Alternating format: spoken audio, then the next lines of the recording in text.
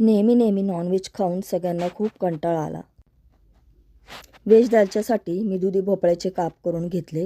त्यानंतर इथे मी आंबट चुक्याची भाजी जी असते ती चिरून घेतली आणि थोडी मेथीची भाजी घेतली आणि त्यासाठी आपल्याला लागणार आहे इथे तुरीची डाळ आणि मसुरीची डाळ। तर दोन्ही डाळी मी मिक्स घेतल्या आहेत। साधारण 300 ग्राम मी दोन्ही डाळी अशा मिक्स करून घेतलेल्या आहेत आणि कुकर घेऊन त्यामध्ये डाळ स्वच्छ धुवून मी घेतलेली आहे। त्यानंतर आंबट चुकीची जी भाजी मी चिरून घेतली होती ती स्वच्छ धुवून त्या डाळीमध्ये मी टाकत आहे आणि मेथीची भाजी देखील थोडीशी चिरून स्वच्छ धुवून आपल्याला कुकरमध्ये टाकायची आहे। त्यानंतर एक मीडियम साईजचा कांदा मी स्वच्छ धुवून घेतलेला आहे आणि तो आपल्याला उभा चिरून घ्यायचा आहे। तर अशा प्रकारे आपल्याला कांदा पूर्ण अशा प्रकारे उभा कांदा आपल्याला चिरून घ्यायचा आहे। त्यानंतर इथे मी घेत आहे टमाटे। तर इथे मी 2 मीडियम आकाराचे छान लाल टमाटे चिरून घेत आहे। तुम्ही पाहू शकता टमाटे अशा प्रकारे चिरून घेतल्यानंतर आपल्याला त्यामध्ये अर्धा चमचा हळद टाकून घ्यायची आहे। तर इथे मी अर्धा चमचा हळद टाकून घेतलेली आहे। त्यानंतर आपल्याला थोडंसं मीठ टाकून घ्यायचं आहे। मीठ टाकून घेतल्यानंतर आपल्याला कुकरमध्ये पाणी टाकून घ्यायचं आहे। तर आता इथे मी कुकरमध्ये पाणी टाकून घेतलेलं आहे आणि पाणी टाकून चमच्याच्या साहाय्याने आपल्याला डाळ आणि भाजी व्यवस्थित मिक्स करून घ्यायची आहे। तुम्ही पाहू शकता अशा प्रकारे मी सर्व भाज्या मिक्स करून घेत आहे आणि नंतर कुकरचं झाकण मी लावून घेत आहे आणि साधारण आपल्याला 5 ते 6 शिट्ट्या आपल्याला कुकरच्या करून घ्यायच्या आहेत। तर कुकरच्या 5 ते 6 शिट्ट्या आता इथे मी करून घेतलेल्या आहेत। तुम्ही पाहू शकता किती मस्त आपली डाळ शिजून झालेली आहे। अगदी भाज्या देखील छान शिजून गाळ झालेल्या आहेत। तर अशा प्रकारे आपल्याला डाळ शिजून घ्यायची आहे आणि इथे मी गॅसवर एक डेचकी ठेवली होती, त्यामध्ये आपल्याला तेल टाकून घ्यायचं आहे। तर इथे मी 2 ते 3 पळी तेल टाकून घेत आहे।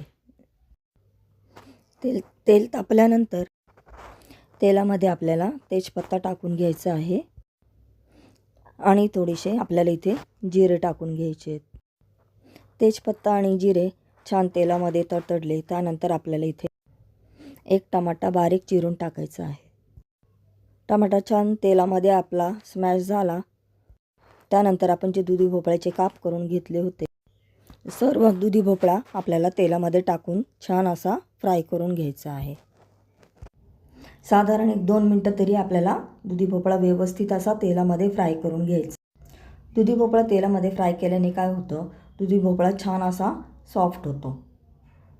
तर अशा प्रकारे 1-2 मिनिटं तरी आपल्याला दुधी भोपळा छान असा तेलामध्ये परतून घ्यायचा आहे। भोपळा तेलामध्ये परतून झाल्यानंतर आपल्याला सर्व सुके मसाले टाकून घ्यायचे आहेत। तर इथे मी टाकत आहे 1 चमचा धने पावडर, 1 चमचा इथे मी मिरची पावडर टाकून घेत आहे आणि 1 चमचा इथे मी गोडा मसाला देखील टाकून घेत आहे। त्यानंतर आपल्याला इथे टाकायचा आहे दालचा मसाला। तर इथे मी दालचा मसाला टाकून घेतलेला आहे आणि सर्व मसाले छान असे तेलामध्ये आपल्याला फ्राय करून घ्यायचे आहेत।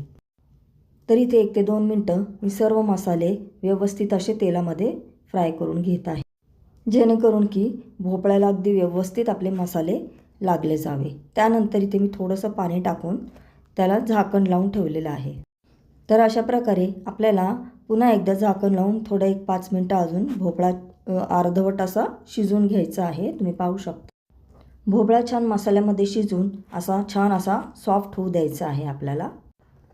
त्यानंतर इथे मी अर्धा चमचा अद्रक लसूणची पेस्ट टाकून घेत आहे आणि अद्रक लसूणच्या पेस्टचा कच्चेपणा जाऊपर्यंत आपल्याला छान असं 1 मिनिट फ्राय करून घ्यायचं आहे। इथे मी टाकून घेतलेला आहे थोडासा गरम मसाल्याची पावडर। त्यानंतर पुन्हा एकदा आपल्याला छान असं मसाल्यांमध्ये भोपळा असा व्यवस्थित परतून घ्यायचा आहे।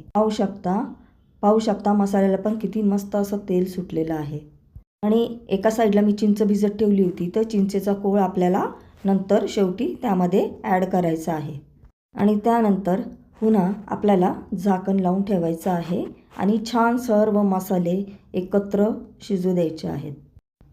तर तुम्ही पाहू शकता किती सुंदर असा रंग आपल्या मसाल्याला आलेला आहे. त्यानंतर आपण जी डाळ शिजवून घेतली होती ती संपूर्ण डाळ आपल्याला त्या मसाल्यांमध्ये टाकून घ्यायची. तर पाहू शकता किती सुंदर असा रंग आपल्या दालच्याला आलेला आहे. तर अशा प्रकारे आपल्याला दालच्याला फोडणी देऊन घ्यायची आहे. आणि इथे मी कुकरमध्ये थोडंसं पाणी घेऊन ते सर्व पाणी दालच्यामध्ये टाकून दिलेलं आहे. दालचा हा नेहमी असा घट्टच असतो, तर तो खायला देखील छान लागतो. तर पाहू शकता अशा प्रकारे आपल्याला दालचा करायचा आहे. आता इथे मी चवीनुसार मीठ टाकून घेतलेलं आहे. आधी पण आपण थोडं मीठ टाकलं होतं म्हणून मी आता थोडंसं मीठ टाकलेलं आहे. तर छान आपल्याला असा दालचा हलवत राहायचा आहे, यासाठी की तो खालून असा लागू नये, कारण आपली डाळ अशी घट्ट असते. आणि शेवटी इथे मी थोडीशी कोथिंबीर टाकून घेतलेली आहे. तर पाहू शकता किती सुंदर आपला दालचा तयार झालेला आहे. तर फ्रेंड्स, तर तयार आहे आपला मस्त असा दालचा. तर फ्रेंड्स, तुम्ही पण असा दालचा नक्की करून पहा आणि मला सांगा. जिरा राईसबरोबर अतिशय अप्रतिम असा लागतो. तो फ्रेंड्स, तुम्ही पण ही माझी रेसिपी नक्की ट्राय करून बघा. आणि जर खरंच तुम्हाला माझी रेसिपी आवडली असेल तर माझ्या रेसिपीला लाईक आणि माझ्या चॅनलला सबस्क्राईब करायला विसरू नका. तर पुन्हा भेटू आपण पुढच्या रेसिपीमध्ये. बाय.